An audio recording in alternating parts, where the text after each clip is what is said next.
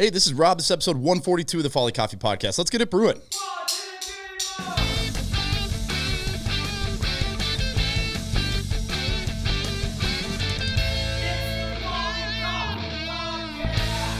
All right. Dude, you're doing everything live. Oh, yeah. There's no magic here. You ain't going back through and editing. Everything I do, I go, I don't want it to take extra time. So people are like, do you edit your episodes? I'm like, no. Oh, yeah, it's like raw and real. I go, no, I don't want to spend extra time after the thing's done. You export it, post it, done. Yeah. Because that's really what this is. And I'm excited to have you back in. Yeah, it's been after a while, man. Few years. Because I was looking back to our last episode. I should say I'm here with Will Forsman, owner of Cafe Steam in Rochester, Minnesota, and now Colorway Coffee Roasters, which has been a new, let's say, project, a new business since we last talked. Because the last time we talked was right when the COVID shit was hitting the fan. Yeah. And we were literally talking about, like, we were texting back and forth, and you were the only person I was texting at the time that had a grasp on all the different regulations that were happening. I was like, will you please come in and talk about this? Because I feel like this would be great for a lot of people to hear. Yeah, and even then, looking back, you're talking to business owners who weren't capitalizing on the available funding that was, like, just all you needed to do was, stretch your hand out and be able to be there to receive it. And you're like, oh, I didn't get PPP, and I'm like, how did you miss out on that? It was the Wild West. It was the absolute Wild West, and even like looking back at, we were spending money hand over fist to try to meet the requirements but I could have made that cash last for 3 years, and it was just. But even still, it's the wacky things that we did at that time. I'm looking back, and it's just absurd, but it was an important time for us to, like. Obviously, we were following the rules and everything and learning things ourselves, so, even if it was the Wild West. Yeah, walking around with our, handkerchiefs around our faces going like, all right, we're doing the thing. Like, this is what this is now. And, God, it's weird to think back with that time. Even just like after our episode, I was like, oh, I need to apply for this PPP loan immediately. I wasn't even sure if I qualified, but there were people that was like, dude, if you don't do it in the next 2 days, you're not going to get it. That was it. You had like a window that was absurdly short. And then we got awarded the PPP money, and I'll tell this story quickly, and then I want to get back to what you're doing. Yeah. We got the money from the PPP loan, and it was twice what we had requested. Okay. And so I reached out to the bank that had awarded us the PPP loan, and I go, I know this might be a weird call, but I got twice the amount I was expecting. I just want to make sure that, is this actually our money to use? Will this be forgiven? Because I don't want to spend it and then owe you back this money, a year from now. And she goes, well, I'm not really sure why you got awarded this money. And I go, but so is it ours? And she goes, and it got to the point where she just goes, look, I don't know what's going on. Yeah. No. Just take the money and don't ask questions about it. And so basically I set aside the half that I wasn't expecting.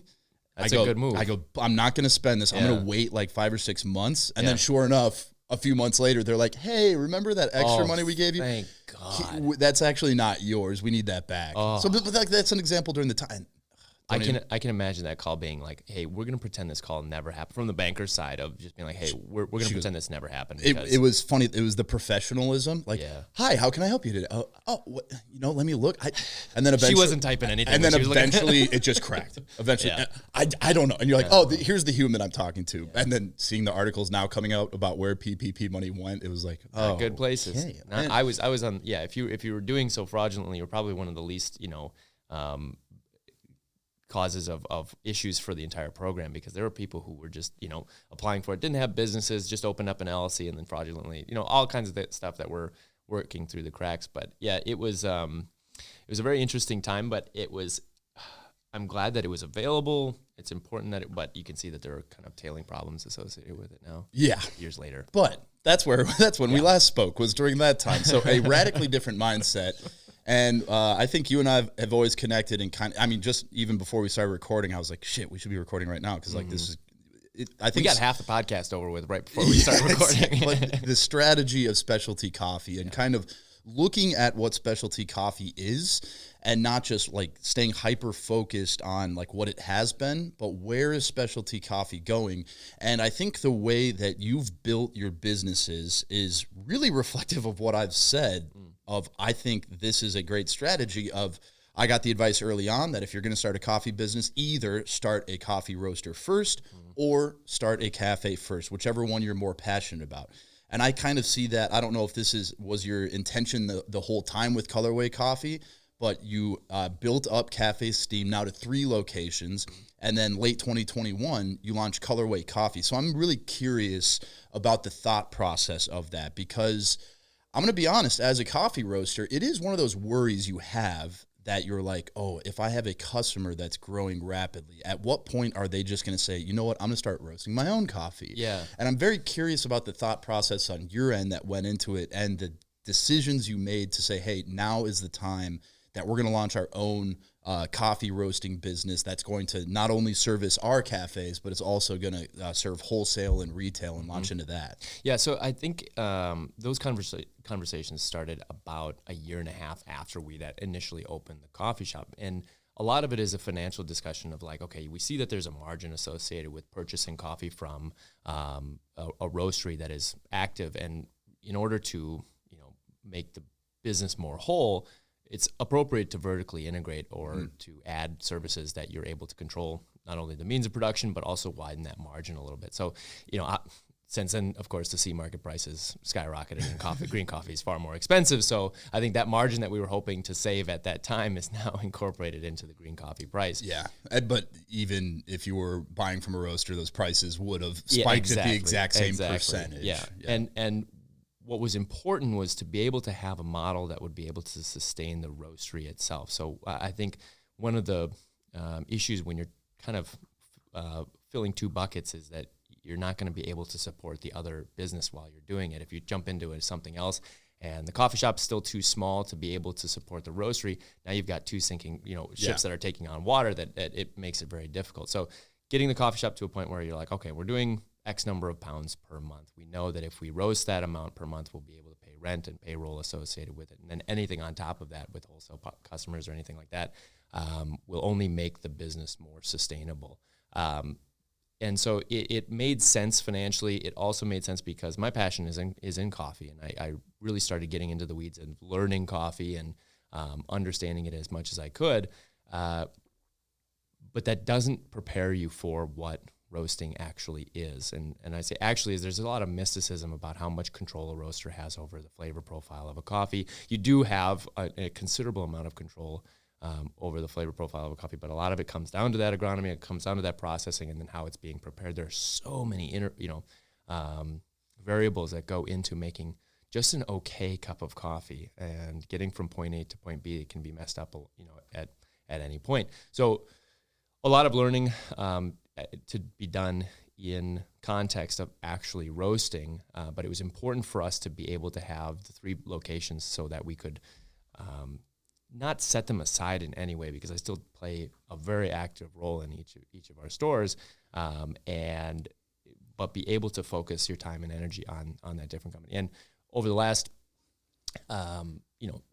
2 years of running it, I still want to be able to dedicate more time to the roasting arm of it, building those wholesale clients and building those wholesale customers, so that is kind of its own thing. Because right now it's very much paired with the coffee shops, even though we do have coffee in grocery stores and are expanding in other coffee shops and are doing online retail sales and everything like that. But I still want that to be a bigger thing than it is currently, obviously. And when you're looking at the future, saying at some point we're going to start our own roasting business and we're going to be roasting our own coffee, how did you determine the threshold? Did you have the idea that 3 locations is going to be once we're at 3, all of a sudden it's financially viable? Or was it more so you need to open the location first, figure out the volume you're doing, and then it's kind of a decision after the fact? Because 3 does seem to be kind of this between 3 and 4 locations, depending on how high volume they are. Between 3 and 4 cafes seems to be the threshold where you can actually financially support a roasting business all on its own, even if you're not able to grow a wholesale business. I'd say it's a little column A, column B, because we had started doing some build out of a warehouse space very early on when we had only 1 location. We thought, well, if we can make it small enough, then it will be able to support. One of the bits of advice that I received, though, was never start too small with roasting, because you're going to grow a lot faster than you think you will, and you won't be able to meet that demand. And we kind of had that in the back of our heads the whole time, like, okay, well, everybody's telling us to go bigger because you're going to eventually hit your capacity. And I totally understand what they mean by that now, because if we had started as small as we wanted to, we would have been, totally overwhelmed by the amount of business that we were able to do. So starting at that one location, getting far enough into it to realize that it wasn't a financially sound decision, we eventually backed out of it without spending too much money exploring that option. We still, lost money in just like holding down a space, getting things built, as businesses do, though. It's best to get a little bit into it than too far into it and realize you can't back out. But once I see I've been guilty of this myself. Yeah. Once you're in an idea that, the theory of sunken costs, that you're like, well, we've already spent this much, we better see it through. And that, dude, that advice. So like Wesley Andrews was roasting on like a 3-kilo machine. Yeah. And when you talk about that, Tiny. you go, oh, 3 kilos. You're like, that's a 5-pound bag of coffee. Yes. So for Tiny. their own cafe, you're talking, I don't know, like 100 roasts to support for a couple weeks of coffee. Yeah. And so now you're talking like 3, 4, 5 days of full.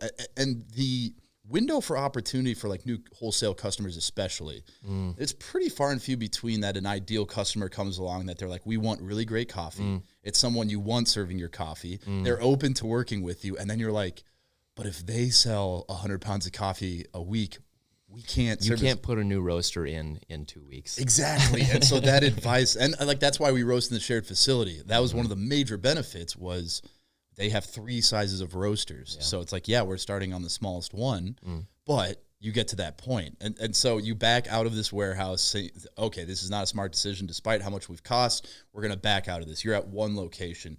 At that point, when you made that decision to back out of the warehouse, did you kind of decide, let's just not do roasting? Or it said, let's table this, take that advice to start bigger and go from there? It was table it, yeah.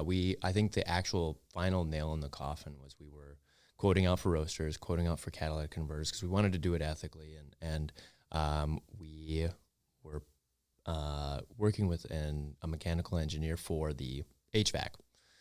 And they came back to us with a quote that was 4 times higher than what they'd initially quoted for some reason. And I have this number of like type A ducting being $900 per linear foot, and we had to have, for some reason, 30 feet of linear ducting. So you're running the numbers. The eventual quote was like $32,000, which at that phase we were like, wait a minute. And we were going through, a loan process to be able to expand the business, and we just kind of ran the numbers. I'm like, wait a minute, we're not going to be able to do that. Now you can kind of have some optimism of like, okay, well, the business is going to grow. Eventually we'll be able to support it. But how much are you going to have to be, in the red before you're eventually able to sustain it? And so we thought, well, let's operate, because we were still a very new business. And when your new business is very successful, sometimes that can build some false optimism. And you're just like, we're doing so great year 2. We're going to be doing great year 7. Yep. I've set some money on fire with that mindset. Exactly. But, and we operated very conservatively there, and it worked out in our favor, because immediately after was, we built out a second location, and then COVID hit. Now, we started in 2015, so we had several years before COVID became a factor. But I think had we been saddled with that same debt in COVID, it would be a different story. So what eventually ended up happening is we tabled everything, operated pretty lean with 3 locations, because now you're buying from a roastery, and so you incorporated that into all of your margin. And COVID comes, get a phone call on a random day from a roaster in town who said, "Hey, we're trying to get rid of some equipment. Wondered if you might be interested." This man, I'd never spoken with it before in my entire life, and I was like, "Sure, what are you hoping to get rid of?" And he says, "Well, we've got a couple of grinders and, some brewing equipment." I was like, "Sure, I'll stop out to look at it." And it's in this roasting facility. And I'm looking around and I'm like, "So what's the plan here?" "Well, we're going to part out the roaster. We're going to, break it up. Obviously it's kind of an older machine, so we're not sure what the market, looks like for used equipment. We're going to, sell all of this brewing equipment and such." And I was like, "Oh, what do you want for the whole thing?" Of course, mid-COVID, we're cash strapped. We're not going to be making huge financial decisions now. And he's like, "Wow, I hadn't really thought about that. Give me a couple days.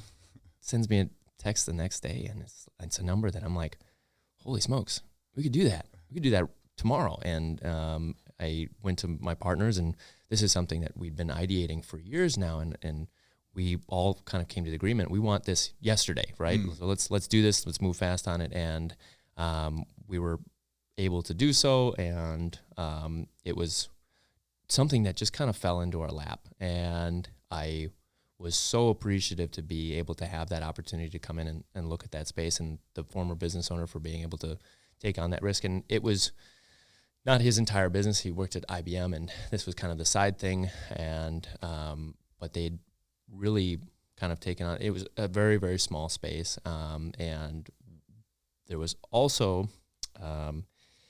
there was a travel agent. He was operating out of the back of a travel agency. So like the break room, they'd converted into a roastery. So it had the sinks, it had, all the electrical supply, et cetera, gas lines put in, but the travel agency just didn't have a break room for a while. COVID happens. That travel agency doesn't have, isn't able to, or was making some more conservative decisions. They decide to consolidate half of the wing of that travel agency. So now they've got this office space, 3 offices, big room for potential green coffee storage. And landlord says, well, what would you think about taking on the rest of this? So it was like in a period of a week, we had a fully built out roastery that just had kind of fallen into our laps, and it was just happenstance. It was like all of the karmic energy of going through the stress of trying to build out that first space and realizing it wasn't a good option has now come full circle, and hopefully they well, we'd be stupid to not take this opportunity and do it, even if we were operating very conservatively, because we knew we would be able to save money. Well, and that's the classic example of just, you need so much luck in business for things to work. And you go, that is true. Yeah. That is a very lucky situation. Yeah. But if you hadn't already been thinking ahead of, do we want to roast in the first place? Yeah. What does that look like? What size roaster would we need? How much would this cost? And kind of having all of those things in place, that when someone calls, if he were to text and say, are you just looking for this? You see the roaster, you probably wouldn't even think to ask if you hadn't thought about it. Or even if you started thinking about it, it would be in that moment, and you'd probably be scrambling to make a decision. And then you have the space, and you're like, now what do we do? Yeah. Versus having all these things in place, having an idea, and then fortunately having backed out of the previous decision. That how pissed would you be if you knew it wasn't a great financial decision, but you go, I want to roast so bad.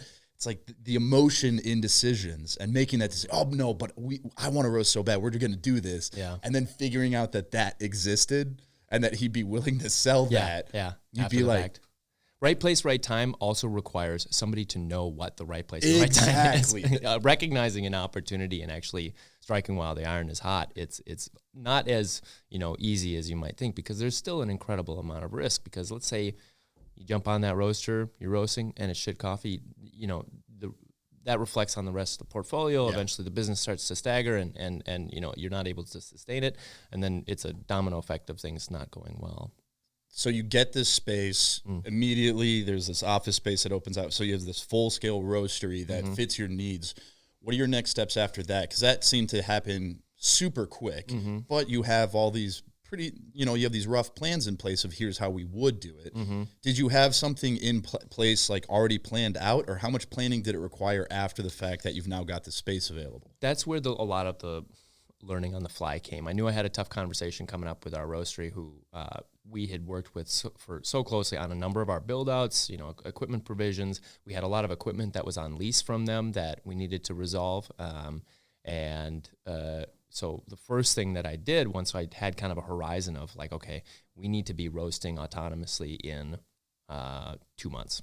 And I had put that as kind of an ambiguous timeline, because I knew that sales were going to be going up after winter, and we would be able to more effectively sustain it under that revenue than we would have during the winter. So started roasting piecemeal, 10 pounds, 20 pounds, 30 pounds, writing out kind of a training model of like, okay, if I'm going to have somebody come in and do this, I want to be able to teach them what I know. That's what I like to do, is I like to get in there, figure it out, write something up so that you can train somebody else to do it and be able to then support them throughout that process. So knew I had a conversation coming up. Went up to the cities and met with Alan at Roastery 7, who's a great partner with us for many years. And I was like, I knew I wanted to have this conversation in person. It's not something that I want to just make a phone call and be like, hey, man, we're going on our own. But much to what you mentioned is like, he did a lot to stoke that passion in me for coffee. So now you have effectively a mentor that you're then kind of going like, I'm going to go out on my own. You have to expect it in some capacity, right? Where you can recognize that a business is growing very quickly. Eventually they're going to want to roast for themselves because you can see somebody's really passionate about it. And it was a tough conversation, but he took it really well. He was like, yeah, I'm sure we've had it happen before, and it's, not going to be the last time that it happens. And I gave him a transitional period of like, hey, we're still going to be purchasing from you for the next 2 months. So that gives us a little bit of lead time, because it's never going to be a hard transition where Tuesday, tomorrow you're going to be roasting for yourselves. So, and that allowed us a lot of runway to then say, okay, by this point I need to be roasting 260 pounds a week or something like that. And got to that point where I was like, okay, we can do this. Well, then we make that transition. I'm in the roastery 3-4 days a week, roasting coffee. And I realized I get to a point, I'm like, wait a minute, I can't do this by myself, because I'm trying to run the locations. I'm roasting in the mornings for a little bit of time, going out and managing each of the locations, or supporting managers at each store. And I'm like, holy smokes, this is getting a little overwhelming. Out of the blue, get an email from our current head roaster, Austin Power, and which is his real name. And I get this email, and I'm thinking, oh, it's a joke. This is some scam. This guy Austin Powers emailing me. He says, hey, I heard you're getting into roasting. Want to know if I can be there in any capacity to support it. He's coming out of North Carolina and moved to Minnesota, and was had just happened to be looking for a roasting gig at the time. And we met, and we talked about coffee for hours and hours and hours. And I realized, like, this is the perfect fit. So I go back, run the numbers, and realize we wouldn't be able to support it at that time. So just having somebody on roaster for 2 to 3 days a week, part-time, somebody who's roasting wants to be able to support themselves. We went back to him and I was like, listen, man, I think you'd be a great fit. This would be, an awesome opportunity for us, but we're just not in a place for it to be ready. He says, okay, call me when you're ready. Guy's been roasting for 10 years and just comes out of nowhere. And I'm in the back of my mind, every time I'm roasting, I'm thinking, God, this would be so much better if we would have had somebody to have this conversation with, what we're doing with profiles, doing all this stuff. And finally it gets to a point where we're, roasting enough and we're ready to make a call. Again, right at that razor's edge, that tipping point of like, okay, you can make this decision. It can go badly or it can go well. And offered him the opportunity to roast, took it.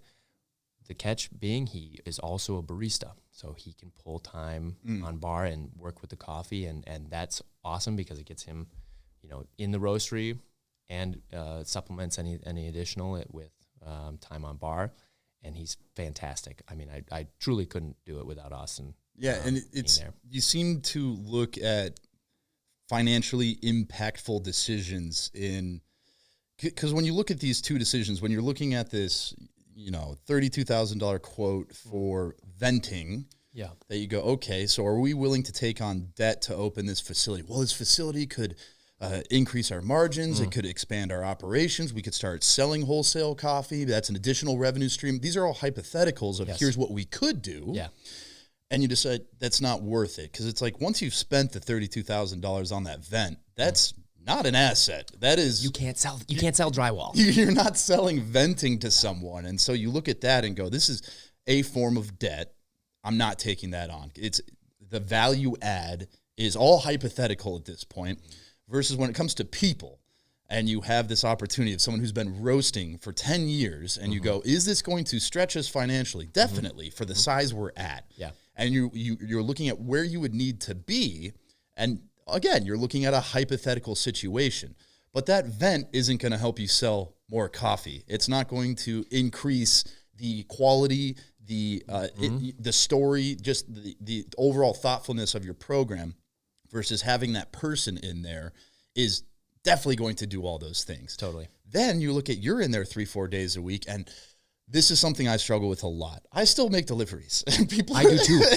I'm doing our local deliveries. Yeah, and people go. They're thinking they're working with this big company where they've got somebody else. Now it's me. I'm in my RAV4. And people go, Rob, you got to stop delivering. Think about if you freed up that entire day, the value add to the company. And I go, yeah, but who am I? A delivery driver. I'm paying them with what money? Yeah, exactly. And so you go, so it is like I'm a bit hypocritical in the sense that you go, but 3-4 days of roasting and freeing that up. Now all of a sudden you can be out in the market looking at how can we expand this. So that even though both are decisions that would financially stress the business, the outcomes are very different. One, you have a clear asset added to the business that in the form of Austin Powers' real name, I'm told, and that he is taking over the program, which is definitely going to increase the focus on it. It's going to free up not only your time, but for me, a lot of the time, it's just like this. The space in your mind. Because the tough thing about when you're doing something like delivering or you're doing something like roasting, it's not like you can be checking your phone and answering emails and be thinking about other things. You have to be locked into what you're doing in the case of roasting so that you're being intentional about your roast profile. And in terms of delivering, I can't be answering emails while I'm driving a van. So it's those types of decisions that I think on the outside in, any like business consultant is going to be like, oh, hire it out. You need to free up. And you go, to me, that's always seemed like a kind of arrogant statement to be like, your time is so valuable that you can't be delivering. I go, is it though? Like, is my time that insanely valuable? But those are the decisions that I go, is this going to be, if it's something that long-term is going to be great for the business and is going to help it grow, that those hypothetical scenarios become more real with that decision, it's a no-brainer to me. But like with that venting, you go, spending that $32,000 isn't going to make the hypothetical scenario of wholesale growth. It's not going to make that growth happen any more clearer versus having Austin in place is like, no, that is a very clear decision that is going to add to the value of that program. No-brainers, yeah. Then when someone asks who's roasting the coffee, you go, now we've got somebody with 10 years experience. Because that does seem to, I won't call it a mistake, but perhaps not the best way to start a roasting program is to just be like, I'm going to learn how to roast on the fly. Yeah. Which I was doing a little bit of because I've trained with Cafe Imports and done all the classes and everything. It doesn't prepare you for actually roasting and then tasting your product, getting it out and being able to troubleshoot on the fly and being like really fluid in how you're roasting your coffee. Because it seems to me, I don't roast. Like I have roasted, and that's why I made the decision that, I don't have the attention to be able to do this. I just don't. I think it's a distinct personality type that you need to be able to lock in on the smallest details over years and years and years to get really good at it. But it seems to me, the people who are really good at roasting, a lot of the time it's just like a gut feeling about a new coffee or something that's happening in the roast. That if I'm tasting this, it's probably this because I remember these 8 different coffees that are similar to this one. And you would think, this one's from Ethiopia, so is this one. I can apply this. And a lot of times it's like, I remember working with a really low-density Brazil that's similar to this low-density other origin that actually these 2 coffees are reacting more similarly than 2 coffees from a similar region. And like those years of experience just can't be made up for. There is a lot of that. And Austin comes to it with a scalability perspective. So we are a very small roaster. I won't make any claims that we're a big roaster, but he comes to us with experience from large scale industrial coffee roasters that were, roasting specialty coffee, but doing so on such a large scale. They had the forklifts to move their green beans, right? We're not at that scale yet. And it gives us the perspective of like, okay, if we're going to get from this small version of ourselves to a larger version, we're going to need somebody with experience. So when I had questions about frac packs, he was like, here's how you do it. This is what it would take. We're probably not at that point yet, or we shouldn't be at that point yet. And so like, okay, great. I'm taking it to heart and we'll actually take that as kind of, feeding from his experience. When making financial decisions about your company, my biggest advice, and especially for like if you're a small coffee, you're hoping to start up a small coffee shop, you're running the numbers, you're taking into effect any outstanding loans that you have, the build out, the daily operating costs, et cetera. You're going to come to a number of what you need to be doing for daily sales. Let's say it's $600 or $700 for a coffee shop per day, that needs to be your worst day. A lot of people think, oh, we only need to see 50 people a day, 55 people a day at an average sale of XYZ, and we'll be able to make it. No, that $600, that $700 needs to be your absolute worst day, because it's like saying that if you have a bad day of sales in a week, it's like saying, well, but every other day we were doing, our nominal amount. But it's like that's as if you were saying, a flat tire is fine because all the other tires have air in it, right? You cannot leverage a bad day of sales against a good day of sales or an average day of sales, because eventually you're at a point of non-sustainability. And so that number that you arrive at needs to be your worst day, so that everything up top is either profit or operating capital for you to be able to expand and put into something more beneficial to the business. I was talking, I forgot who told this. It might have been an audiobook, but again, this memory is an interesting thing. I think it was an audiobook I was listening to where somebody was saying how they make decisions on the business, and it was somebody that based on the reading, I was like, they seem to have a similar personality to me. In terms of just some days I wake up and go, everything's going to be amazing forever, let's go. And then other days you wake up, you go, we're going to be out of business in 2 days. And the advice was, when he wakes up, he kind of takes note of his emotional state. And if he's like, today's one of those days that I'm just on it, like I am high energy, everything seems through rose-colored glasses, he goes, those are the days I make marketing decisions. Those are the days that I do creative planning. If I wake up and it's doomsday in my head, everything's terrible, I go, those are the days I make financial decisions. Yeah. Should we expand? Should we invest into this? And what I took away from that is, it sounds bleak, but when you're making real financial decisions, you need to be not in a state of mind that everything's going to go well. Yeah. And it's exactly what you said. You need to plan for what is the worst case scenario. Would I still make this decision if that $600-700 day mark is what I need to be in business? That's the worst day. Yeah. So you need to have this outlook that every day is going to be my worst day. Absolutely right. Yeah. Versus waking up and being like, oh, go get 10 wholesale customers doing 100 pounds a week, and all of a sudden we're roasting 1,000 pounds a week on top of what we're already doing. Yeah, let's put in that venting. $32,000. That's going to be nothing a few years from now. And then it's a few years from now, and you're like, I still have those 10 wholesale customers. You're finding a 100-pound wholesale customer is not as easy as I might have thought. And it's that mindset that is kind of bleak about business. It's a very humbling thing that when you're doing projections, it's so important to be very realistic about it. And also realizing, what haven't you done in business and what am I basing my projections off of? The only examples you hear of are people who have had success. Yes. Nobody wants to talk to the people who failed. Nobody writes articles about the coffee company that launched and failed in 3 years. You don't hear those stories. You hear the story of, look at this company. They started and now they're growing and now they're in these stores, and you go, out of their parents' garage kind of. Yeah.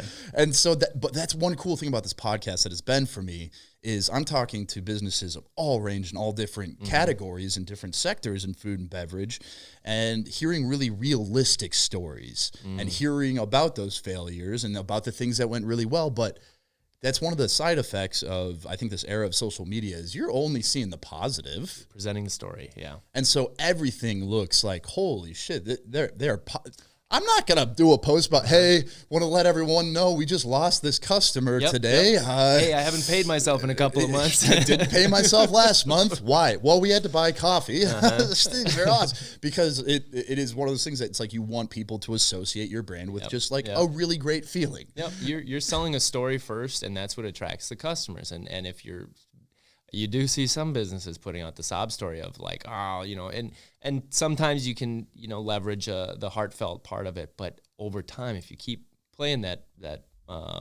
line, people are kind of bummed out by your product. It's a very fine line when you're thinking about marketing, between being real and having the emotions that people, I think, associate with your brand. And one of the great things about small business is it's real, it's people, and people want to know who's behind it and want to know about it. But going back to COVID, that was something I noticed right away, is that immediately people are like, please buy our stuff because things are really hard, which is going to give you a nice spike in sales in the short term. For a little bit. somebody buys that bag of coffee, they go, I helped that business, I'm good now. Versus if they buy that bag of coffee because they're like, I want to, they're not viewing that as like a favor. And that short-term to long-term strategy. But the unfortunate byproduct of that is that if you're not being real, people are just, anybody getting into that business go, well, this is just how it happens. You just open the roaster and suddenly you're successful and you're doing great. It's not that easy. And I think COVID was a really good indicator of like how you cater your messaging to your customers, because you still want to be a positive environment, because eventually they're going to be able to sit in the cafe and want that same energy. But yeah, you can't do it too much, or else people will come to expect that messaging from you. How much thought went into, we've got Cafe Steam. This is a growing brand with recognition in Rochester. We're doing some of the best coffee in Rochester, so we've got a great reputation. How much thought went into, when we launched the coffee roasting program, do we keep it under the Cafe Steam name and brand, or do we launch an entirely new brand? Because obviously now it's Colorway Coffee, entirely separate brand, entirely separate feel. What was the thought process that went into doing it as an entirely separate brand versus growing on the strength of what Cafe Steam's been doing? There was a lot of thought put into that, not only because if we were going to rebrand something, we're going to have to dump some cash into a branding campaign or to be able to hire designers and et cetera. It'd be easy to put something under the Cafe Steam brand name, and you get a lot of the comments from, we work with a company in Rochester called Gift Rochester that markets locally provided goods to Mayo Clinic staff as part of a yearly gift promotion around the holidays. Their association with Rochester is not Colorway Coffee, it's Cafe Steam. Okay, so when you see items on a shelf, you see Cafe Steam, you're more likely to make a buy because you have that emotional connection to it, because you've been to the coffee shops. And so we opted, however, to use that platform to promote Colorway because we knew that it needed more of the lift that it would be able to provide, that exposure component. We knew that we wanted to, at least my motivation behind opening it under a separate brand name was because when we were going to approach other wholesale clients, say other coffee shops, we knew that they did not want to be purchasing coffee from another coffee shop, right? Is it the same coffee? Sure, maybe. We're doing specific blends for certain people, and so that makes it unique to them. But if it was still under the Cafe Steam brand name, that sort of conflict that would be a potential with new wholesale customers, I was almost certain that if I were Cafe Steam, I would not want to be purchasing Dunn Brothers coffee for the coffee shop, because then people are going, well, why don't I just go to Dunn Brothers? Yeah. And sure, you're working in a different environment. You may be using different milks. You may be using different syrups. But in the back of your mind, you're still thinking like, wait a minute, this is just an extension of getting like a secondhand experience of Dunn Brothers coffee. Bingo. Yeah. So we wanted to provide that unique experience and do so under a different brand name because, one, it allowed us to approach new wholesale customers. Two, it allowed the company to explore a version of itself that it was restricted by with the coffee shop. So with Cafe Steam, it's this very homey, warm environment. It doesn't necessarily have the same branding capacities or bandwidth that a totally different brand would have. And so I often felt restricted when working with our own brand because I always felt it had to have this certain feel. But the roasting element, I didn't want to reflect that in the same way. So the thing that you do, though, when you start a new brand is you totally forget what it's like to start a new brand, which is a slog to go absolutely down to zero and approach people and say, hey, I'm with Colorway Coffee Roasters. And they say, we have no idea who you are. With Cafe Steam, I could go to people and say, hey, we're with Cafe Steam. Oh, I love Cafe Steam.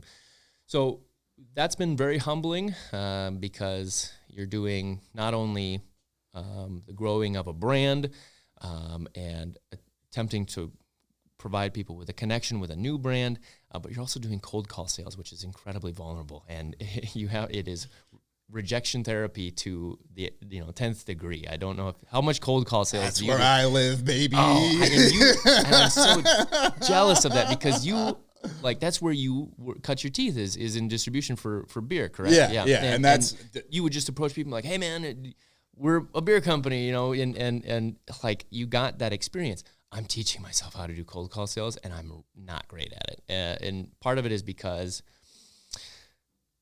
and the learning experience for me is you're not trying to sell something, you're trying to provide an opportunity, right? You're going to somebody in need rather than going to somebody who already has a coffee provider and has had a 10-year relationship with them, is likely not going to switch overnight because you're new in. Not going to switch or shouldn't switch just because you're local. Local is not an entitlement to working with local businesses.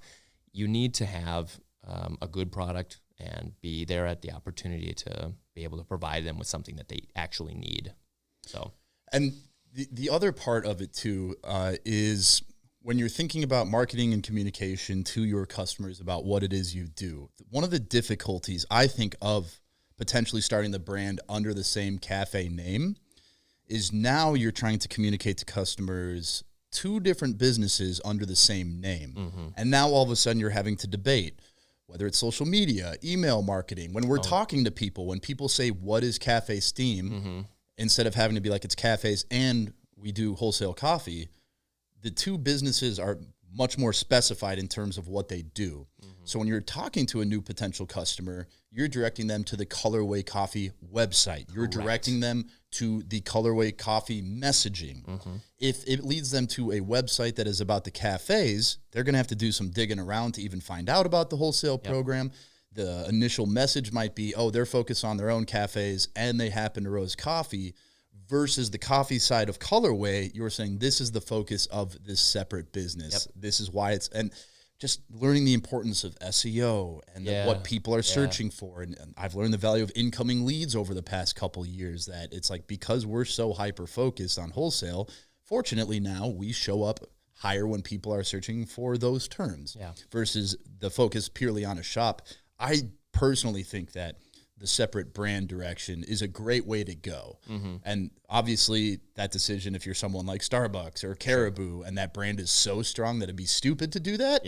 But if you're in, the first 5 years of business, it is a humbling experience to go, let's start this from scratch. But from a strategic perspective, where as a small business, you need to be really nimble and you need to be able to find these niches, especially when it comes to SEO or word of mouth, that you should be able to sum up in a sentence what it is you do as a business. If Cafe Steam started roasting and selling wholesale coffee, you'd be like, we're a cafe serving specialty coffee. We've got 3 locations. We also roast coffee. We have it available in retail bags. We sell it wholesale. All of a sudden you're like, well, which is it? Versus Colorway, you go, we're a wholesale coffee roaster available for retail or, 5-pound wholesale programs. And that's where it gets interesting. And looking at our wholesale business, it's that fear of losing a Cafe Steam-like customer, where it's a lot of volume. You're like, oh, that hurts.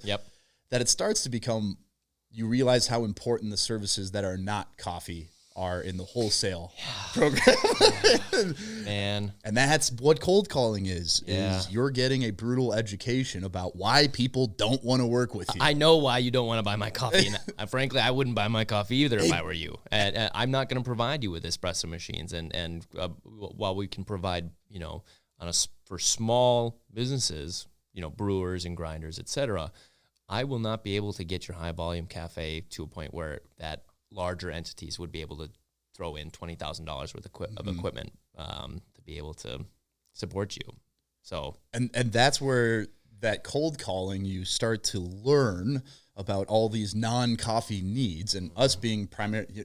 Yes, we opened the shop with Jinx in November, but we even had that discussion ahead of time that both Jinx and Folly, we say this is a showcase for our wholesale brands. That's why it was such a unique opportunity, because it's like, we're not going to start a food program there. This is a place for people to experience what we both consider to be wholesale brands. But when I'm learning those things, I go, oh, well, I have to find a way to be able to do these things. But that's where those informed decisions become difficult, that when you're having these conversations, I've had people tell me, this is the best coffee I've tasted while searching for a coffee, but you don't offer tea, so we can't work with you. And I'm like, where's your chai? I go, what?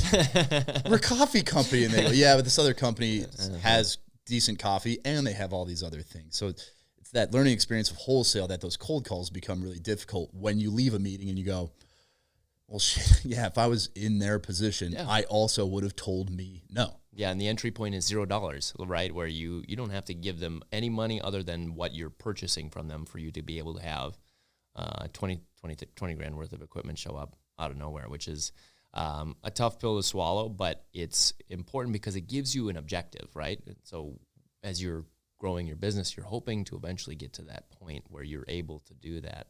But yeah, very humbling, and I hate cold call sales. I wake up every day dreading having to do them, and then sometimes you'll have people who come to you and say, we want to buy your coffee, and I'm like, awesome, what are you doing? And we're doing 60 pounds a week. And you're like, awesome, let's do this. And then 3 days later, like, yeah, well, we're going a different direction. It's not like they're going with somebody else. They're just going to stick with who they've got, and for no reason other than, they just had the wind direction changed. That's really hard to anticipate because it's these roller coasters of ups and downs. You get really excited about a client, you're ready to devote a lot of energy to them, and then suddenly it falls through, and so you have to just kind of mentally prepare yourself. And just like even timing of where they're at in the process. There are cases if you talk to somebody too early in the process of their planning, that can be really beneficial because they make their decision up front, or you are no longer the newest, most exciting thing as they're actually shiny. As we're about to actually launch the program and really make the final decision. All of a sudden, it's almost like the NFL draft right now. You see it every year. They go, these are the 5 best guys. And then all of a sudden, at the last second, someone has a great pro day, and you're like, whoa, this guy should be number 1. You're like, he wasn't that good. Yeah. It's that type of thing where you're like, but I thought we were going to work together. And then all of a sudden, somebody comes in, you're like, whoa, cool, we're going to work with them.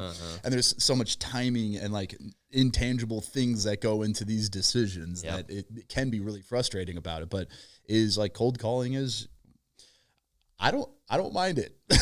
And it's like that masochist side of me that's crazy. But here's the thing, is it's funny you brought up Boston Beer, because like obviously like Sam Adams, Angry Orchard, Twisted Tea, these are really established brands. So it's not like I'm going in with no brand recognition. But sometimes that's worse though. Sometimes when people are like, you think Sam Adams, you're not like, well, my customers want something specialty, or they want something. This is when craft beer was exploding. Yeah. So I was getting nothing but no's all day, because they're going like, I already know about Sam Adams. You're not telling me anything new. So I did that for 4 years. And so 4 years of just expecting to get no's and knowing that if I can get a win 1 out of every 10 calls that day. That's a good ratio too. Yeah. And that's, 10 to 12 calls a day for 4 years. You're like, okay, so I just did thousands of calls that, there's the weirdness. I was even thinking about this the other day as I just like walked into a customer, just walked into the kitchen, didn't even register that I'm like just some random dude walking into their kitchen. Even that stuff is a little weird early on, where you're like in these, hey, is it cool if I'm here?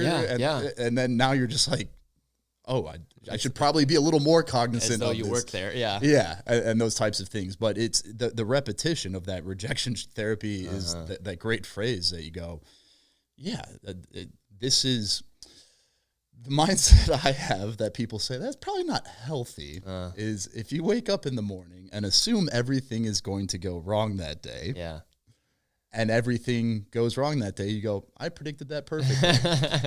If nothing goes wrong that day, you're like, whoa, this day was way better than I expected. Yeah. What a great day. And that's kind of what, like, you need to prepare for sales call as if it's going to go perfectly, but you go in with the expectation that, like, no. When you look at it from the buyer side, it's like you said, if you're a stranger to them, Colorway is a brand new brand they haven't heard of. You're asking them to upend their entire coffee program for someone they just met with no trust built.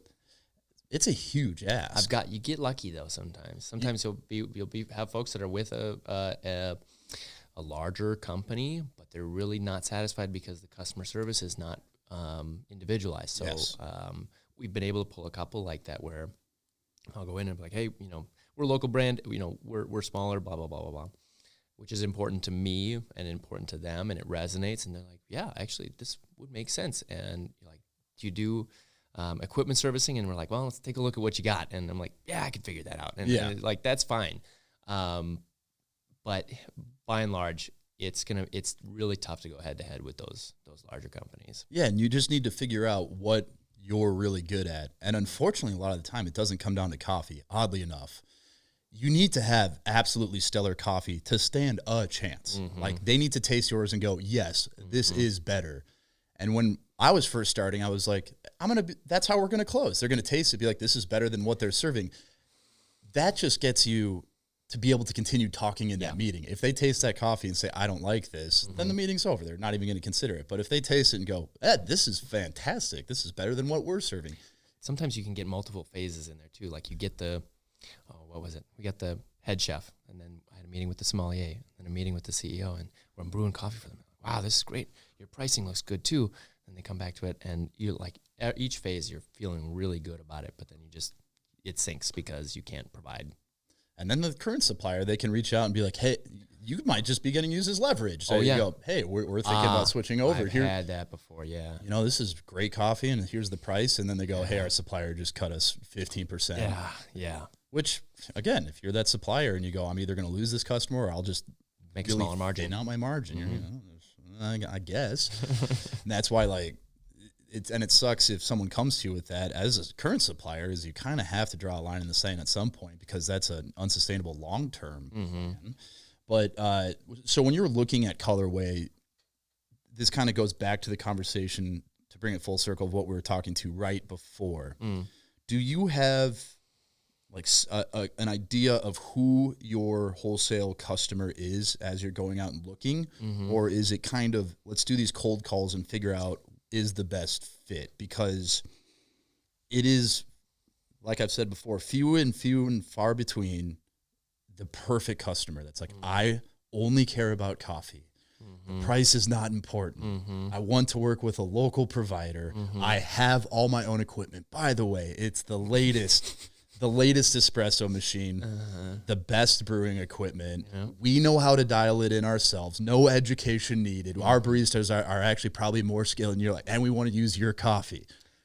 That happens once in a century, right? Yeah. So taking all of those factors out of it, sometimes our cold calls are very exploratory, okay?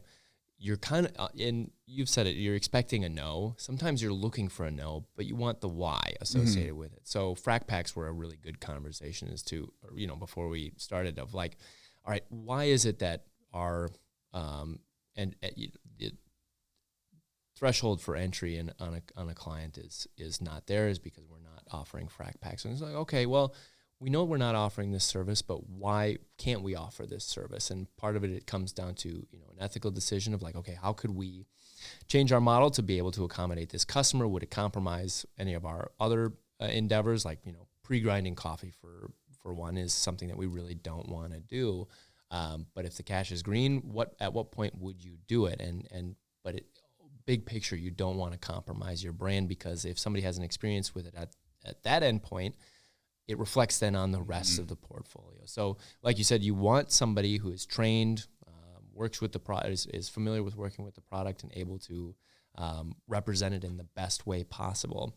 I think the exploratory origin of cold calling and trying to figure out, well, what is our ideal customer? Restaurants are really good, even though they're lower volume, some of which who offer like brunch or something like that. If they're more high end, they are a great starter for wholesale customers, because they often have their own brewing equipment, and they're just working with a really bad product. And they're, say for example, Blue Duck is an American kitchen in Rochester, fine dining experiences. Everything on their repertoire is higher end, until you got to the coffee, and the coffee could potentially use improvement. And we discovered there were a multitude of factors that were playing into it. One, they hadn't serviced their equipment in a really long time, and it was in a very simple way. Some things needed to be descaled, some brew ratios needed to be adjusted, grind burrs needed to be changed out, etc. We were able to come in and say, like, well, this is what we need. We know we need to do to get it to a point where it's acceptable, and then being able to show them the product with that, and they're like, wow, that's no brainer. This tastes incredibly better. We're also brewing a larger volume, so we're making more margin, so it's actually eating up the cost of what we were putting into a coffee that wasn't, tasting good. And so that I've found is an easy way, but a lot of those, like say for a diner or something like that, they're using frac packs, or they're using something that is it's just really hard to do. And you could go to them and say, hey, I can give you brewers and have this be, give you all of the equipment, but then you still have to do the training, and you have to think about, okay, how much of that burden am I going to be able to take on and have it be realistic? But I wish I had this like nice packaged up answer for what's our ideal client, and really it's more about what bandwidth do we have available to us at this time, because our client model may change in 6 months, but we need to be there and ready for that change. So being just as flexible with roasting as we are with the coffee side of things that we need to change. Yeah, because there's I think it's important to kind of, there's like the obvious ethical decisions in coffee that people are going to be like this happened recently. It was like, hey, if you can get it down to this price, we'd order 500 pounds of coffee from you for this thing. And I go, at that price, it would be coffee that I'd be entirely uncomfortable with how we were able to source it at that price. The whole supply chain, if we dig into it, so we just won't do that. Yeah. There's obvious ethical decisions, and that's fairly simple. You can say, if it's below this price, we're just not doing it. Here's our margin requirements. So here's our absolute floor that we can do on pricing. If it's below that, sorry, we just can't work together. But then there's the frac packs of the world.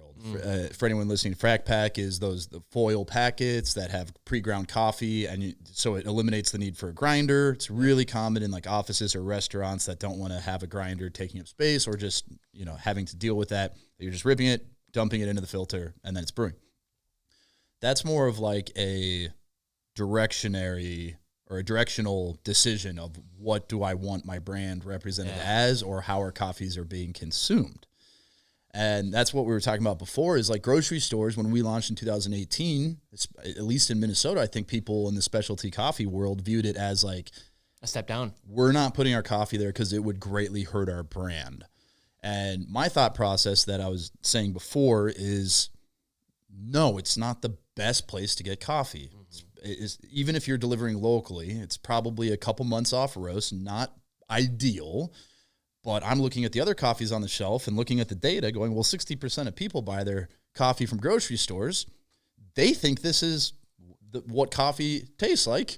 So if I can have a better one on the shelf, and I'm wondering if frac packs, now we're talking pre-ground, which like we do frac packs for certain scenarios, but I kind of have that same thinking that it's like, well, it'll be way better than the coffee they have now. But if that's the first time somebody's ever had Folly, who knows how many?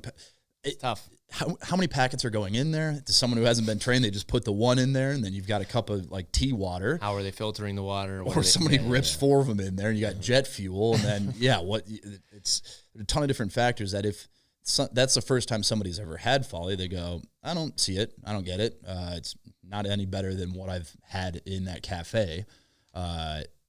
Those are the types of decisions that it is important to kind of have those predetermined as you're growing, to know where that line is of we will or won't do this, or we won't do this right now, but if technology changes, or if we can find a way to do it that it is tasting really good, that we're willing to do it at that point.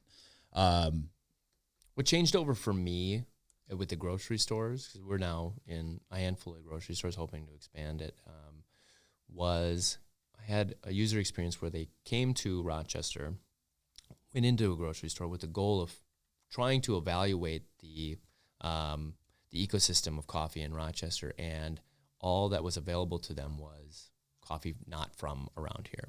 And you're like, wait a minute, they're realistically in a coffee section in a small town should be something available that is from a local roaster. Now, we're at a scale right now where we can do more inventory management for these partners. So, for example, the Hy-Vee that I shop at for my personal shopping is nearby my house, and I'm able to check the inventory on an almost every other day basis. So I know what the turnover is generally going to be, and we're able to add more inventory or manage that a little bit better. I can understand at a point where you're hoping to do, let's say, a monthly turnover where you're giving them enough so that they're going to sell all of that within a month, and you're going to be able to refresh it after that point.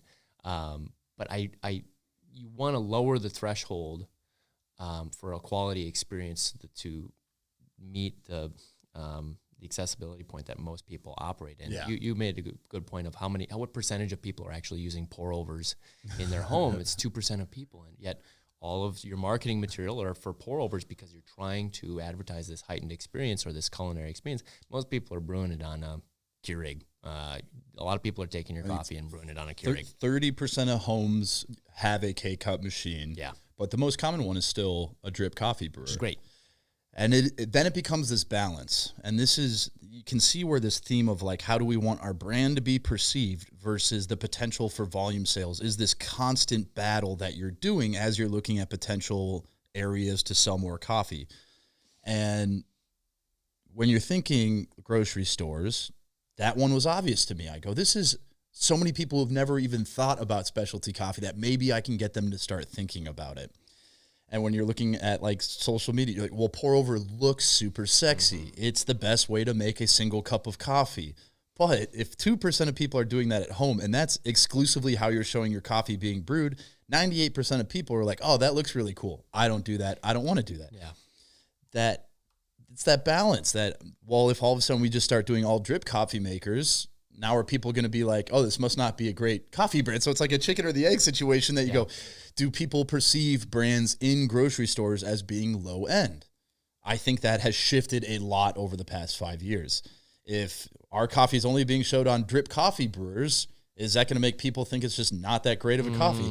I don't think so. And that's actually shifted how I want to start thinking about like the tutorials you put out, the tips and tricks you put out. You go, well, if 98% of people are not doing pour over, my 3 videos about how to do the best pour over, there's going to be a person that's like, hey, first of all, if somebody's doing pour over, they've probably already done the research. Yeah. You're not, so all of a sudden. Yeah, that's a good point. I don't need to be putting pour over tips on my bag anymore because, you know, everybody who's brewing his pour over already has it accessible. They already know and they've already watched the videos versus like if you did tips and tricks to improve your home drip coffee machine. Water quality. There'd be, it's not 98%. They're not all doing drip coffee, but it's the number one brewing coffee at home. I forget the exact percentage, but all of a sudden you're talking to the majority of people who make coffee at home. And it's things like that it does seem to be a constant balance of how do I want the brand to be perceived versus what are the actual realistic business goals that would be more helpful than just focusing on what specialty coffee is kind of perceived as. Totally. And that's where like the cafe is very different than the wholesale business. Is because at Cafe Steam, you control every point. Yeah. And we kind of went through it in a funny way of going from the coffee shop to the roastery. You know, most often I feel like it's roastery transitions to having locations to better feature their brand so that they make it more accessible to people. So it gave us a lot of, great learning experience, and especially in that marketing component, because one of the lessons that I learned very early on is don't sell things the way you want them to be purchased. Sell things in the way that they want to be bought by somebody. So if I'm selling something as a pour over, it's not really, people aren't having that same connection to it. But if I sell it as, something that's great for a home coffee brewer, then that makes it a lot more attractive to people because it lowers the threshold of having a quality product at home. And that mindset is crucial because you're like, no, I know way more about coffee than my customers. Mm-hmm. So I should be telling them how they should be brewing it, where they should be brewing it, what type of water to be. And you're like, most people don't care that much. They'll get your coffee if it's good, but I'm going to use my same tap water. I'm going to use my same grinder, my blade grinder. I'm going to put it in the same drip coffee brewer I've been using for 5 years. Mm-hmm. And if you're making your customer feel like they're wrong after having spent their money on your product, they're like, well, that's a weird feeling. Now I feel inferior to this person that's science versus trying to receive that feedback or at least get an idea of why are people buying the coffees they're buying. Mm-hmm. And that's another balance thing. If you listen to everything customers told you, you'll go out of business because you're going to end up being really homogenized. Yes. But if you're only saying, this should only be drank as pour over, and we don't even want you to buy our coffee if you're not using third wave water to get the best profile, and then you're also going to put yourself out of business. So it's everything's in that gray area of marketing and branding and volume, but the one thing that always remains consistently true is like the quality has to be absolutely incredible to have a foot in the door. Yeah. I think a lot of people when they're starting business, they go, if my quality is incredible, I'm going to have a successful business. You're like, That's what you need to be able to have a chance. That's just day one. Yeah. There are people with bad products and great, all those other things that are doing really well. And then sometimes you have those lofty goals of like, yeah, I want to be selling that carbonic maceration, that really interesting coffee that I really enjoy, that I think is super unique and is unique because it's not only tastes good, but it's kind of out there in the coffee production world. But people sometimes they just want a cup of coffee. They don't want to be challenged by it. They're waking up. It's 5:30 in the morning and they just want that cup of coffee. Where our goal is to make sure that plain old cup of coffee is as best as they possibly can be, and having options available to folks that kind of broadens their horizons to explore new options, but also having the old reliable of not low grade coffee by any means, but not something that you don't have to. Doesn't require a lot of thought while you're drinking it. Yeah, and it's really counterintuitive. And this was actually something I learned at Boston Beers. Like you need a flagship product. Yeah. And it's going to be doing the highest percentage sale. And it seems counterintuitive because actually the higher percentage sales that is doing versus your other products, I think is better. Because then you've got this proven one that is going to have a high likelihood of succeeding at a store, at a wholesale account, whatever it may be, versus if you had like equal sales across 8-10 different SKUs, you'd be like, we don't really know what to put in the store. Oh, yeah. But then the other products that you have in a store or you're offering to a wholesale customer, it's more about why do we have this here? Obviously, like you want them to also sell. But the question is, why do we have these additional offerings on the table? Something like a carbonic maceration or something really funky, you're going to attract a specific type of customer, and you want them drinking your coffee because those are the type of people that everybody goes to. Where should I get my coffee from? It's the Malcolm Gladwell book, Tipping Point. I believe he refers to them as the maven. It's the person that everybody goes to. They've got someone in their friend group that this is my coffee person. And I go to them and be like, what do you think of Folly? And I just got it. So we did the... double carbonic fermented. I saw that, Columbia honey processed geisha with Galaxy hops. God, there's so many things going on there. But from a coffee person, we called it the meme coffee. Oh, okay, all right. Yeah. It's self-aware. It's the first time in a couple of years that other roasters in the Twin Cities were like, "When can I get that?" No, I saw a photo of it and I'm like, "Damn, I need to try that. I need to get some of that." How much of it did we sell? Not a lot. No, but I even got a DM from someone that like. I would go, this is awesome because it was like, this is one of the best coffees I've ever had. I never thought about. Who was it? Just some random Instagram follower. No. But it was like, it actually changed the way I think about Folly. Like I've always thought of you one way and never even tried your coffee. And now you've re-engaged that person. So it's like, that's a perfect example of, from a business sense, that made absolutely no sense to buy and roast. Yeah. But from a branding and marketing thought, it was very valuable. If we only did that coffee, we'd be out of business in 6 months. But if we never did stuff like that, you'd lose that crowd of the hardcore coffee nerds that are important people for reputation. And that's where it gets interesting. What are other coffee brands that you really admire, like roasters that you're looking at and you're like, God, I wish I was nowhere in the Twin Cities. I hate everyone, especially Jared at Wesley Andrews. Oh, Jared at Wesley Andrews, that guy. No, so there are definitely some roasters that I look at. I think Dark Matter in Chicago. Okay, I know there's some weird stories that have come about, but I'm talking from a beer business and they do like the satanic stuff. Yeah, they're the reason I like what they're doing.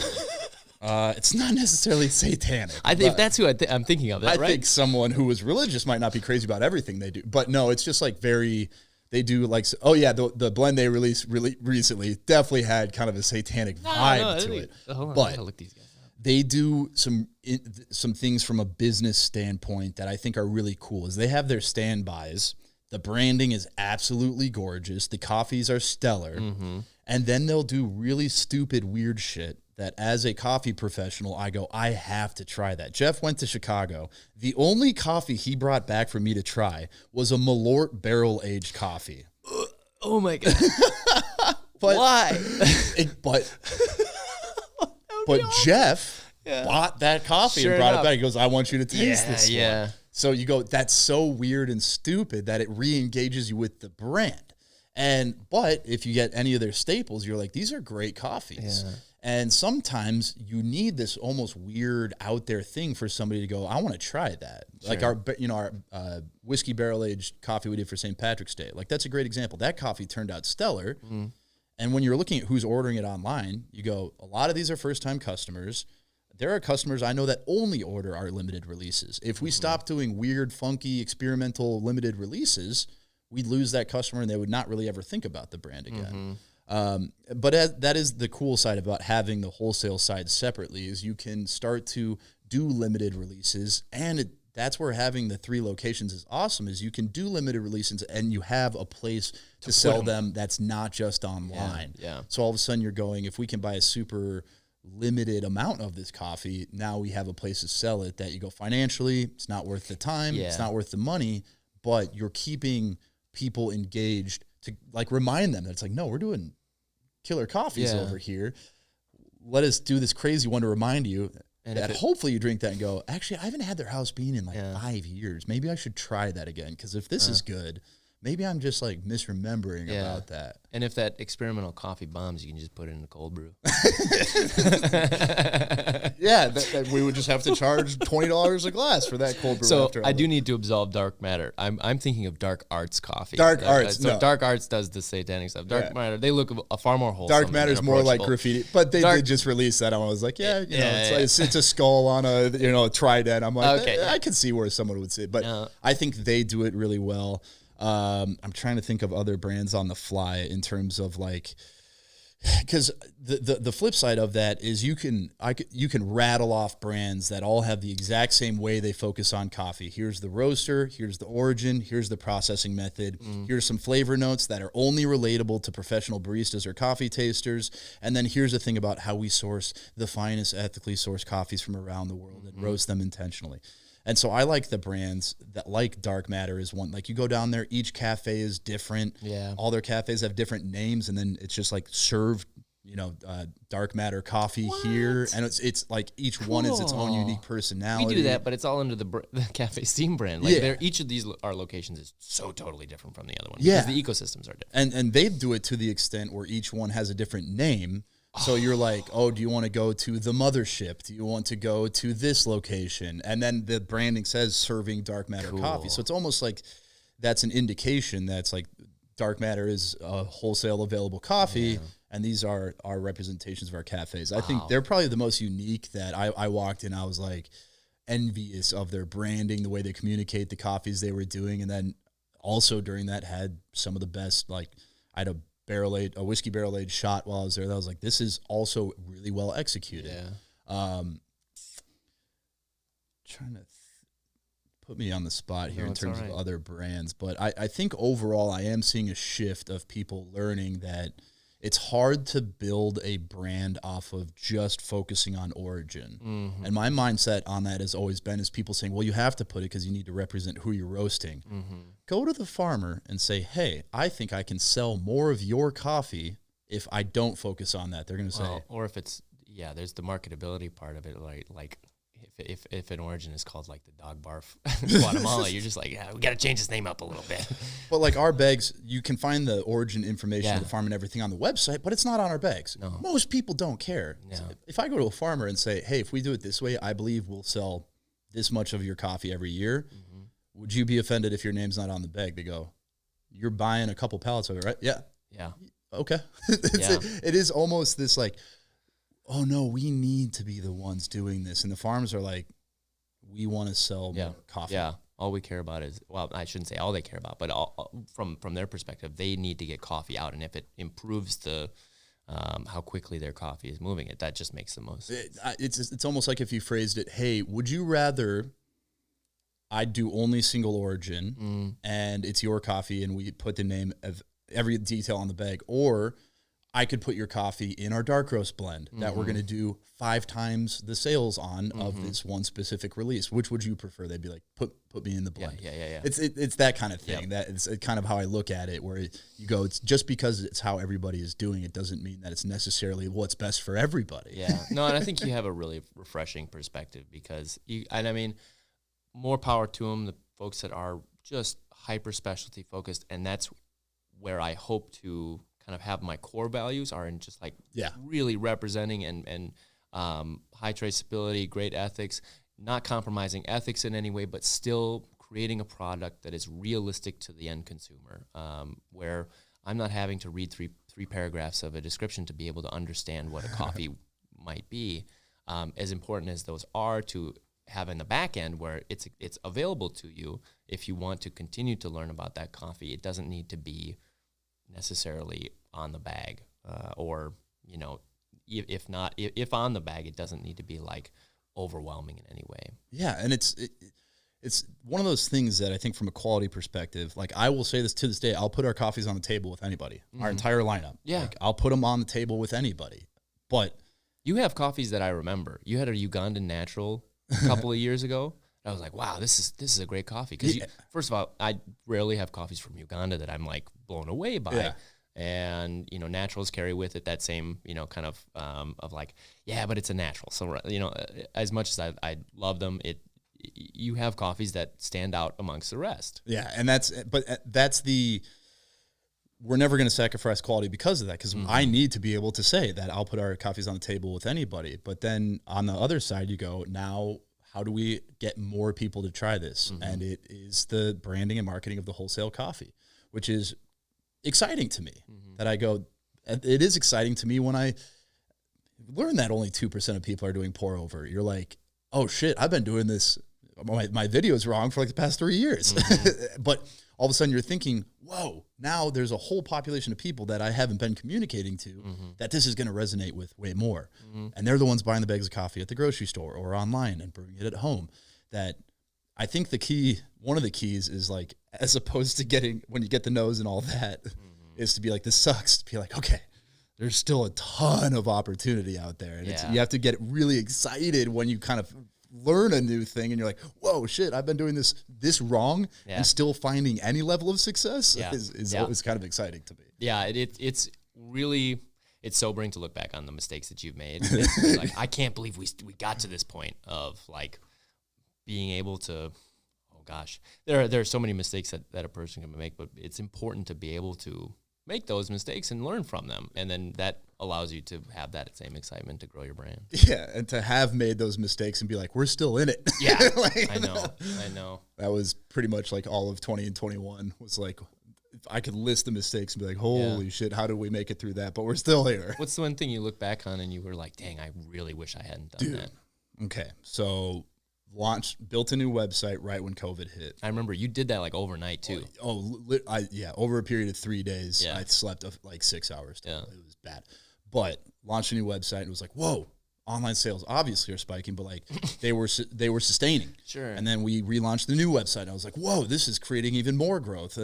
And this was one of those examples of I was spending money based on a hypothetical. I was like, I'm going to hire a marketing agency. They're going to produce a video. They're going to put out the ads. I've already talked to them. They're getting 3 to 8 times ROAS, return on ad spend, on every video they're doing. I'm going to spend all this money that I don't really have because that return on ad spend they're saying it's like a sure thing. Spent an ungodly amount of money at the time on this program to have, this is the first time it was ever content that we didn't make. You let the brand go. They did the video, and then they started putting out the ads, negative ROAS on it. So paid separately for the production of the videos, and then all the money that was going into the ad spend was a negative return. We're not really seeing orders come through, and the ones that did weren't really subscriptions. It was like a bag at a time, which is tough. And like that was one of those sunken cost times where they had to say, well, no, it'll get better. And I was like, I have to cut ties right now. We're going to go out of business. One of those, like legitimately, if I spent on the second half of this campaign we were planning, we'd be under. Yeah. And every business has been there, and they don't talk about it enough. Like where you hit that, you're staring at your bottom line, and you're like, oh, this is it. We've got X number of months left. And that informs me now. It's like anytime someone, here's the ROAS we're seeing. This is what will happen. You go, no one can ever tell you what will happen. I was planning on their best case projections. I need to plan out, well, what if this fails? Yeah. Well, if it fails, that's what happened. Yeah. Okay.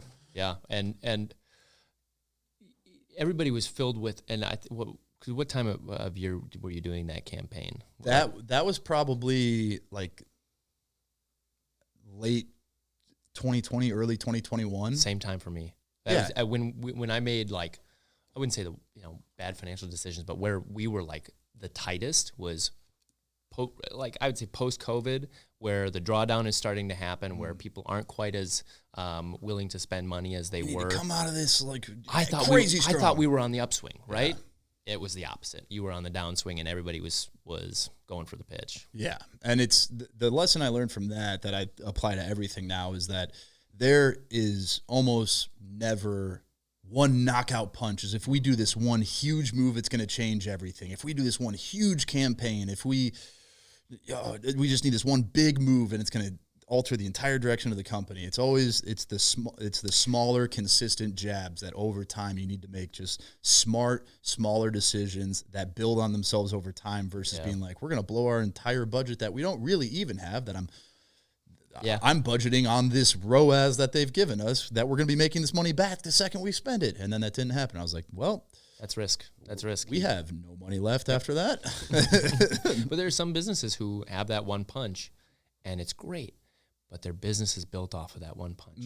And that's a really dangerous place to be, because as soon as that dries up, you're left, with your hands in your pockets. Yeah, and that's the difference of, do we want to blow it out of the water short term? And it's business goals too. You're like, that might be great if you're trying to like get a viral product and maximize as much sales as possible for the next 1 to 2 years.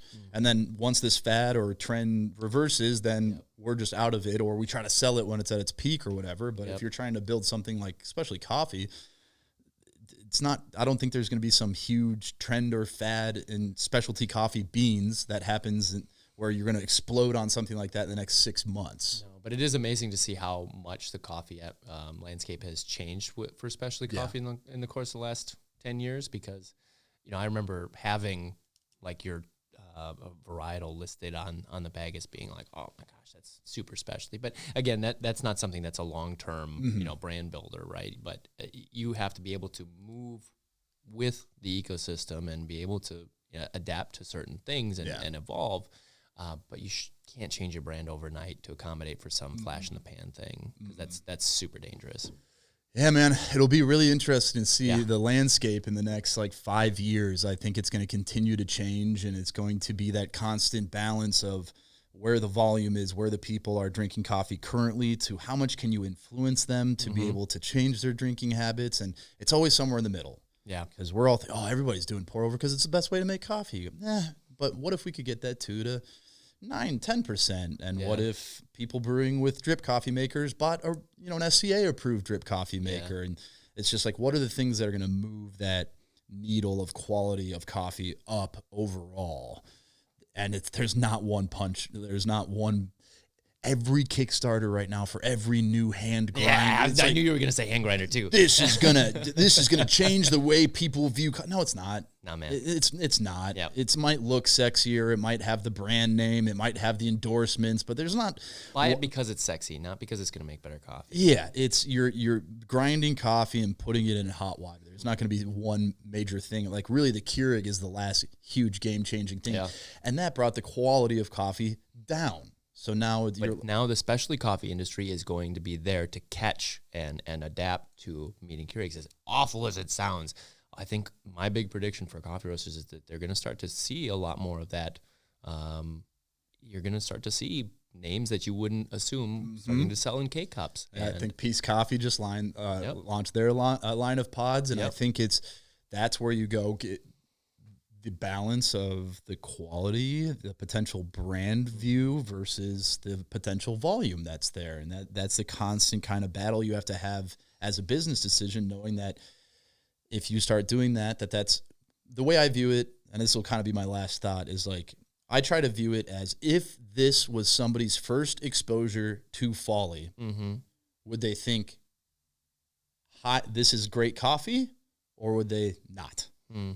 And so something like frac packs, maybe not. Hopefully we're able to be in tune with the amount of coffee we're filling. It was a big one that we learned, that the packs they were buying were a much smaller pack per size. So we increased the coffee per frac pack so that when they use the same amount of packets, that they were getting actually good brewing ratios. So we try to do things like that. But I think that's how I look at it, is if this is somebody's first exposure to the brand, are they going to think highly of it or not? And, K-Cups are one of those that we'll see. Yeah. Any other big predictions for Coffee World? I know we're kind of running over time. Dude, espresso is growing at home use.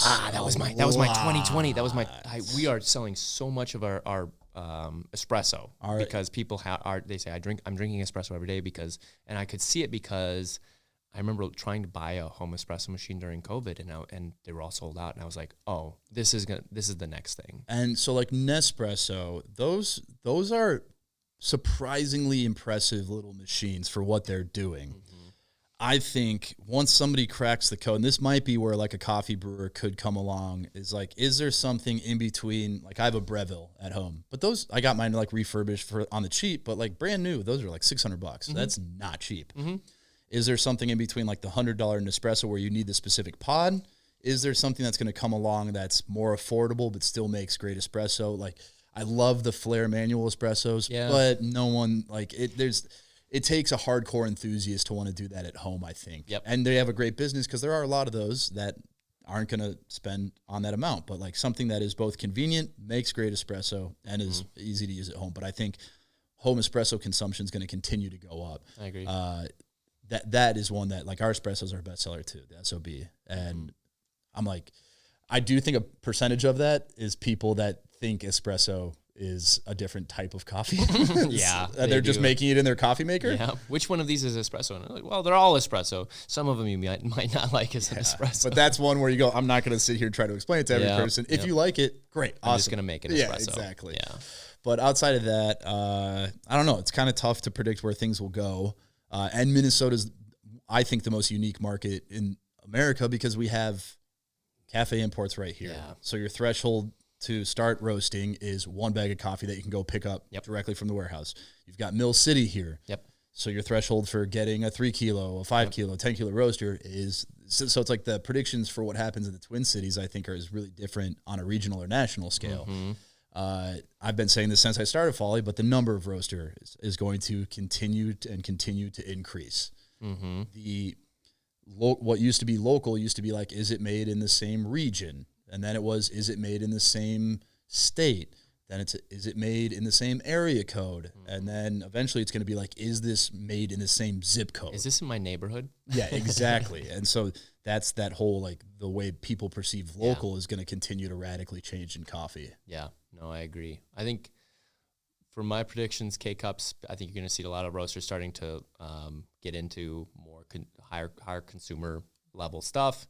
From the cafe side, I think there's going to be a lot more digital interfacing for how you're ordering coffee. Have it, and that's mostly to reduce COGS. You're putting X number of dollars into payroll.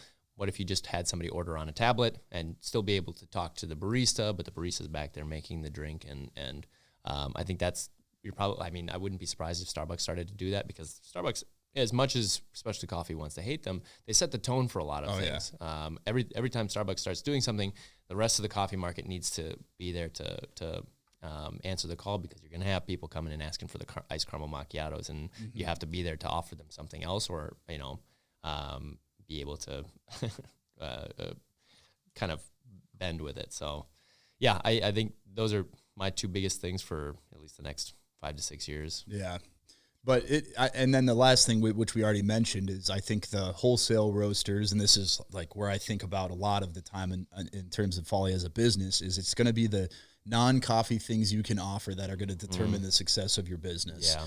And with that being said, that the quality of the coffee is still the number one focus, but it's going to be all the non-coffee things that you do as a business that are going to determine your long-term success. Totally. And I think that's kind of a hard pill to swallow sometimes. It's a big leap, but again, run the numbers. If you have a wholesale customer that's only buying 5 pounds a week, but they want you to buy brewers for them and all kinds of stuff, does that make sense? And if it doesn't make sense, then don't do it. Yeah. Do what makes sense, I guess. Yeah, and even like outside of equipment, it's the educational standpoint, it's the customer experience, it's training, it's what other products do you offer? Like the customer that we didn't get because of tea. Well, do I want to start sourcing tea and launch that, or do I want to start buying tea from somebody and selling that? And all of a sudden, am I starting a distributor business on a mini scale? Yeah. Exactly. But it's those decisions that you go, is this good for the business? Is it bad?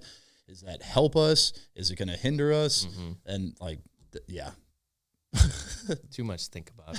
But awesome to have you in. Yeah, man. Thanks. I got to see you. And I'll end it like I do every other episode and say, have a nice day.